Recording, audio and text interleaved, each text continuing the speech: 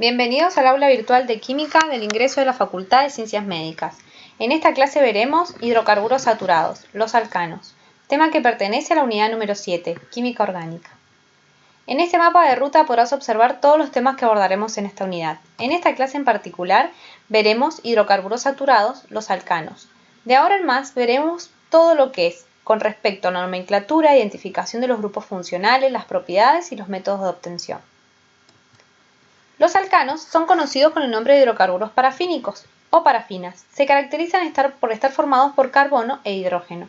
Están unidos por enlaces covalentes simples y son los principales componentes del petróleo. La fórmula general de los alcanos es carbono N, hidrógeno 2 veces esta N más 2. Y la nomenclatura se aplican las reglas básicas de la UPAC. Y la terminación para estos compuestos va a ser ano. ¿Cómo nombrarlos? Primero se escribe una raíz o prefijo que indica el número de carbonos que constituyen a la molécula. Luego, la terminación va a ser ano. A excepción de los 4 primeros los nombres de los alcanos, cuyos prefijos indican metano, de 1 carbono, etano, de 2 carbonos, propano, 3 carbonos, butano, 4 carbonos. El resto tiene como raíz un prefijo numérico griego. Penta para 5, hexa para 6 y hepta para 7 carbonos. Así tenemos el metano, etano, propano, butano. Y ahí en adelante vamos a tener a los compuestos que con el prefijo nos indican la cantidad de átomos de carbono. Como podremos observar, todos estos carbonos tienen una saturación de 4 enlaces simples. Esto lo hacen a través de la hibridación sp3 que tienen estos carbonos. Los alcanos se pueden presentar formando cadenas lineales o ramificadas. Si se encuentra una letra N, significa que la cadena es normal o sin ramificaciones, es lineal. En cambio, cuando existen ramificaciones vamos a encontrar una cadena principal y una cadena con ramificaciones. Ahora, ¿cómo considerar si un hidrocarburo es ramificado? Se considera como hidrocarburo ramificado cuando existen dos partes. La cadena principal, que va a ser la más larga y continua, y la otra la ramificada. Por ejemplo, esta vendría siendo la cadena principal y esta otra la cadena ramificada.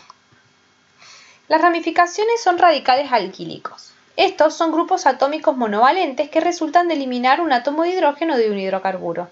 Los nombres de estos radicales se forman cambiando el sufijo ano del alcano por hilo o il.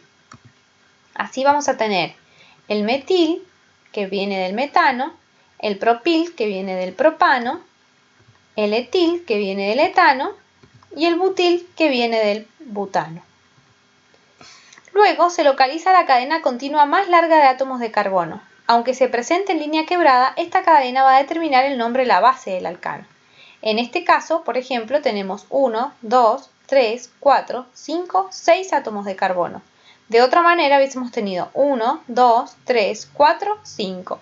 La cadena más larga es la que vamos a determinar como cadena principal. La continua, en este caso, va a ser de 6 carbonos. Es un hexano. Luego se va a numerar la cadena más larga comenzando por el extremo más cercano a la ramificación. Es decir, tenemos que determinar quién de estos dos carbonos es el carbono 1. Para eso vamos a utilizar el carbono que esté más cercano con la ramificación. Es decir, en este caso, este va a ser el carbono 1. Luego se utilizan los números anteriores para indicar la posición de los radicales en la cadena principal. El nombre del alcano se va a poner en último lugar y el nombre del grupo.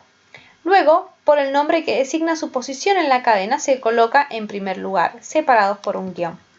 Es decir, si tenemos en este caso, vimos que en el tercer carbono se encuentra el radical. Entonces va a ser 3 metil, porque es un metilo que está en el carbono 3, hexano. Cuando existen dos o más radicales, estos se van a nombrar alfabéticamente. Entonces el etil va a ir antes que el metil. En este caso, primero ubicamos la cadena más larga. Podemos tener una cadena de 1, 2, 3, 4, 5 o 1, 2, 3, 4, 5, 6, 7. Entonces vemos que en el carbono 3 se encuentra un grupo etilo y un grupo metilo. Entonces tenemos 3-etil, 3-metil, heptano. Cuando hay dos o más ramificaciones de la misma clase, se indica el número de veces que se encuentra usando los prefijos di para 2, tri para 3, tetra para 4. Así se van a separar los números utilizando las comas. Los prefijos di, tri, tetra no se van a tener en cuenta a la hora de establecer el orden alfabético de los radicales. Por ejemplo, en este caso tenemos 1, 2, 3, 4, 5, 6 y tenemos radicales metilo en el carbono 2 y en el carbono 4. Entonces vamos a poner 2 separado por coma, 4, dimetil, el di de dos grupos metilos, hexano. Cuando hay dos cadenas de igual longitud que puedan seleccionarse, se escoge la que tenga más números sustituyentes. Este es el caso, por ejemplo, si tenemos carbono 1, 2, 3, 4, 5, 6 y 7. Pero también podríamos haber hecho 4, 5, 6 y 7. Pero si elegimos esta cadena como cadena principal, todo esto viene siendo un solo sustituyente y este otro el segundo. En cambio, eligiendo de esta manera la cadena principal, tenemos 1, 2, 3 sustituyentes. En este caso, cuando la primera ramificación se encuentra a la igual distancia de cualquier extremo de la principal, se escoge la numeración que dé el número más bajo posible a los radicales y cuya suma sea la más pequeña. Por ejemplo, tenemos carbono 1, 2, 3, 4, 5, 6, 7, 8. Pero este sustituyente, al igual que este, se encuentran a la misma distancia, es decir, que cualquiera de estos dos carbonos podría haber sido nombrado como carbono 1.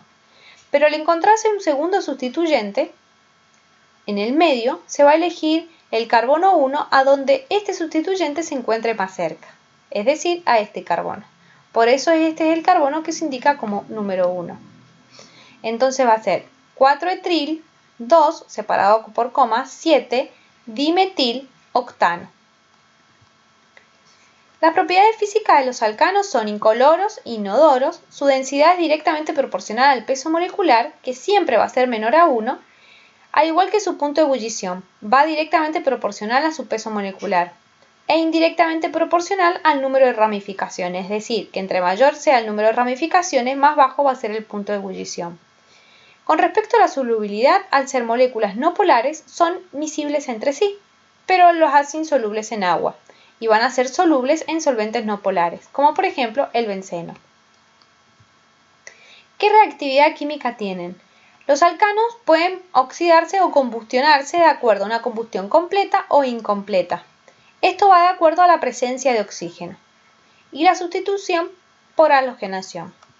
Veamos la oxidación por combustión.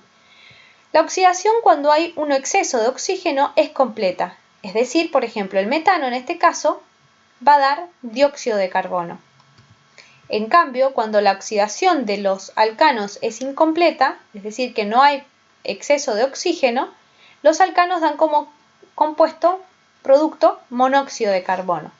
También puede ser que la oxidación incompleta o combustión nos dé carbono más agua.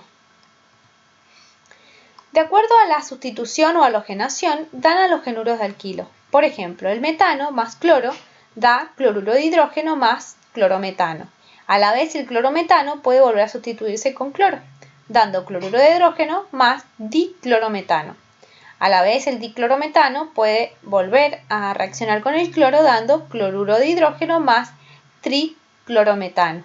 Y el triclorometano volverá a reaccionar con cloro, dando cloruro de hidrógeno más tetraclorurometano.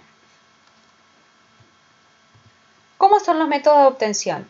La método de obtención de los alcanos puede ser a partir de la hidrogenación de alquenos. En presencia de níquel y platino nos dan los alcanos. Espero que haya sido de ayuda. No te pierdas la continuación de esta clase.